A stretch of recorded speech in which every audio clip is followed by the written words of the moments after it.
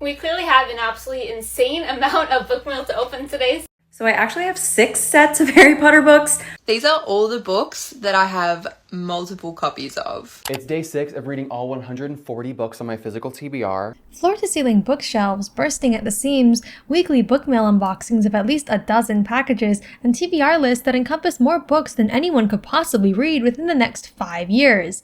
These are common sights within bookish communities, and it's a problem. The online communities geared towards global readers have been flourishing of late. Now, I'm not here to dogpile on anyone. These people aren't morally reprehensible and don't deserve any kind of retribution.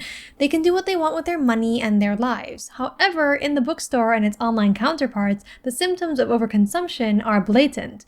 Many say that special editions and book boxes are just a marketing strategy. However, that strategy encourages us to buy more books or to keep buying them for their various customizations. This only contributes to the overconsumption that exists within the bookish world. These marketing schemes are a direct result of capitalism, which demands that companies make the most money possible out of their consumer base. This gives us a bit of background on a possible psychological factor contributing to overconsumption. Nobody is immune to marketing and influencing. The serious amount of time we spend on the internet exposing ourselves to it only fuels our desire to buy. I own a lot of books, many of which are special editions. The issue isn't that someone wants special editions, but that they own multiple copies of the same book. Those who collect numerous copies of one book typically do so for the special features they may possess. Special editions have a long history. They consisted of foiling on their dust jackets, exclusive colorways, colored or printed end papers, and exclusive or additional content. This is still true. However, the sprayed edge has taken over the internet along with the special edition market. The sprayed edge is the decorated edge of a book, and while we are seeing an increase in these designs, edge decoration and painting have been around possibly since the 10th century. This renaissance of book decoration dates to a time when books were stored with their pages out, with titles painted on the edges. Today, they're marketed through fancy editions that create a sense of urgency with their time-limited nature, propelling us to buy them. Some books will be released with variations that are exclusive to certain stores. For instance, the release of Elise Kova's Arcana Academy. The UK hardback's first printing was advertised with one of 3 interconnected hidden spine designs on 3 different colored Wyvallon cases, with a 4th Waterstones bookstore exclusive edition that features a 4th hidden spine design and Wyvallon case color. This move incentivized readers to purchase 4 different copies of the same book, just to collect every variation. Many consider this a scummy tactic. The comment section under the post is filled with people bemoaning the marketing scheme. It feels like a waste for the environment for us to buy 4 books of the same content just because of a different cover. This is buying into readers' FOMO and overconsumption. While they make our shelves look nicer, these customizations, at the end of the day, are marketing ploys that play into our desires to collect and push us to spend. They feed the flames of capitalism and overconsumption problem we already have. However, it's the sprayed edge that really helps to sell a book. In the world of special editions, book box companies are king. Most of these businesses are subscription services, delivering highly customized books to their subscribers each month. A few notable ones you may recognize include FairyLoot, Illumicrate, Owlcrate, or the Bookish Box. On top of their monthly books, these companies also sell exclusive editions outside of their subscription schedule. These books are always offered to subscribers first, then to the general public, a practice that occasionally results in books selling out during the subscriber-only sale or pre-sale.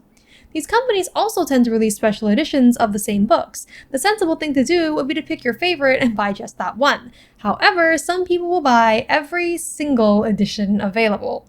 We don't stop there either. They commonly feature more than one subscription for various genres, and some subscribe to every subscription. These books are highly sought after, especially those considered exceptionally beautiful. The resale market for them is terribly inflated, but despite the exorbitant prices, people want to own all the editions they can of their favorite books and will buy them. So, let's talk about Fourth Wing. Fourth Wing was released with an exclusive sprayed edge on its first printing run, which sold out in days. Soon after its release, it skyrocketed in popularity and renown. Then, major publishing houses began to crash in on the dragon trend. Scrolling through TikTok, I stumbled across someone claiming to own every edition of Fourth Wing ever sold, including foreign language editions, special editions, book box exclusives, and signed editions.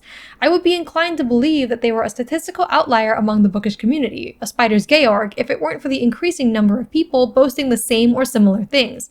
Fourth Wing isn't even the only book with such collectors.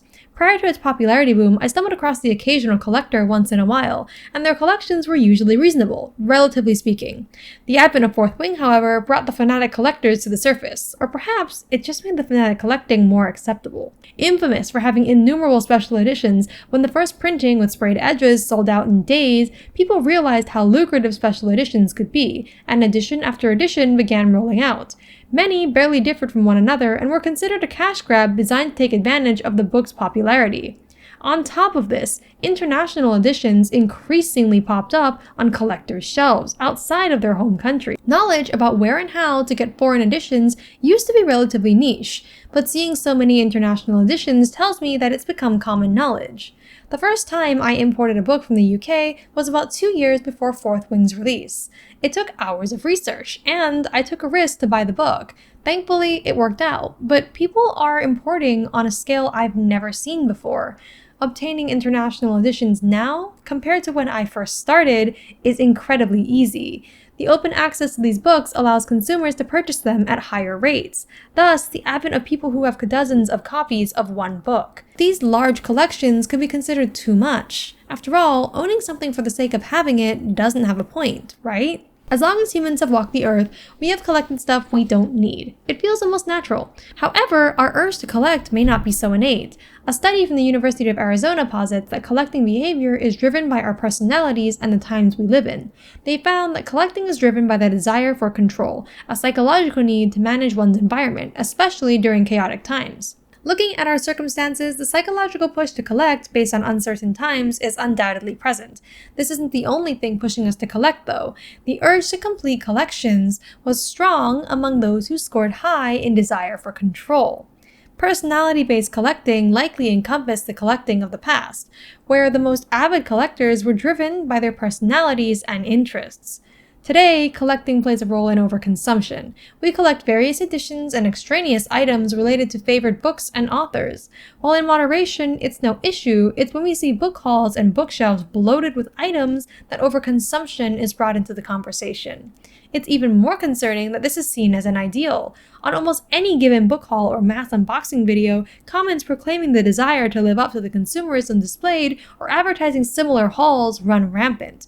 If we're making so many purchases that by the time we arrive, we can't recall what we brought, we don't know what's arrived, or we perpetually run out of space, it's safe to say we have a problem. All this to say, overconsumption is an issue, and the excess of special editions, alongside our exposure to aggressive marketing and influencing, is doing nothing to alleviate it. I'm not going to pretend that I'm immune to influencing or overconsumption, or that I'm some holier-than-thou figure telling you what to do with your money. After all, I own 4 copies of Babel.